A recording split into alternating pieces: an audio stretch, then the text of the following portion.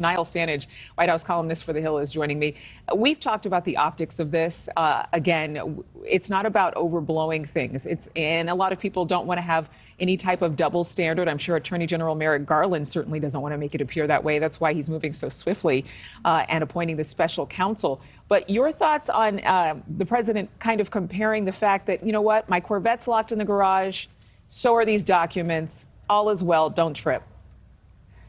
I think that's a pretty clear example of why you shouldn't say things off the cuff when you're facing legal peril about something quite serious and quite complicated. These kind of comments aren't helpful at all. Now, I know it was an exchange with a reporter. It was a slightly tense exchange.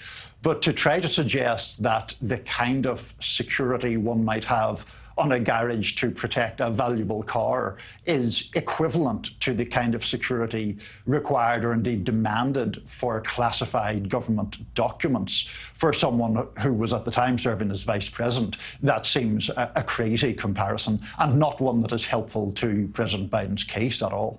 And really, it shouldn't matter just how many documents are found. I think it's the actual heart of the matter, which is, do you have classified documents? Are they being stored appropriately? Is this any type of security risk? Is this top secret information? Because even the president himself says he doesn't know what is in the documents.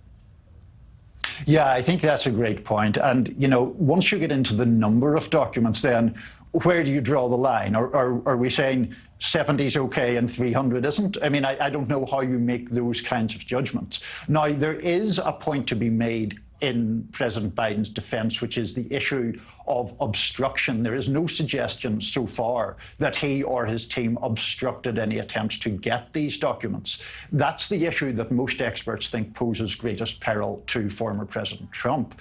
But look, I think your point is well made, Adrienne. The issue is, do you take care of classified information? Do you treat it in an appropriate fashion? Is it where it is supposed to be? For President Biden right now, the one-sentence summary here is documents found in his garage and a former office are at the heart of a criminal investigation.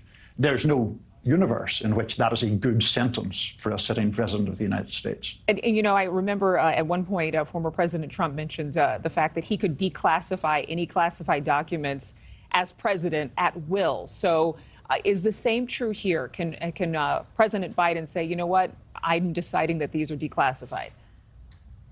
Well, he can't for two reasons. One is that these documents, as far as we know, pertaining to President Biden were from his time as vice president to President Obama. So that's a clear difference.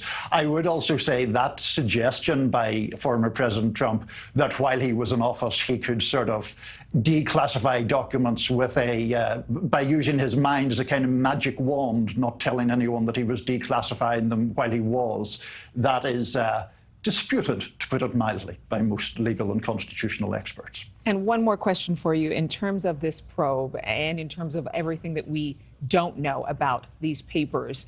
When would we find out? That's the big question, because this is a kind of open-ended discussion. This is why presidents don't like special counsels being appointed. The order appointing this man, Mr. Hur, says that he can investigate not these documents, but, and I'm quoting here, any matters that arise. That means, obviously, it can go anywhere. That's how, a generation ago, we went, in the case of President Clinton, from Whitewater, a fairly obscure real estate deal in Arkansas, to Monica Lewinsky. I'm not suggesting anything like that. Here, I'm simply saying it can go on for a long time. Yes, as we've seen in the previous administration. Niall Stanage, sure. Thank you for your time. Have a great weekend. Thank you for watching. Go to newsnationnow.com to find NewsNation on your television provider. And don't forget to click the red subscribe button below to get more of NewsNation's fact-driven, unbiased coverage.